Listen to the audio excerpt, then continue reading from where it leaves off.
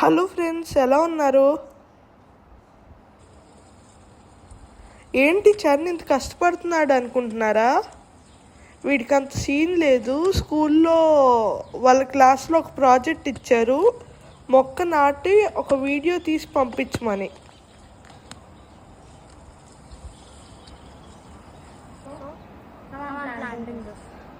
అందుకే ఇంత కష్టపడుతున్నాడు, లేకపోతే అసలు ఏం చేసేవాడు కాదు.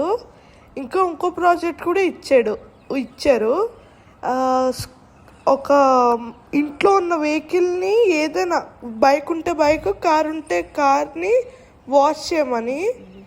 అది కూడా చేసాడు. అది నెక్స్ట్ వీడియోలో పోస్ట్ చేస్తాం.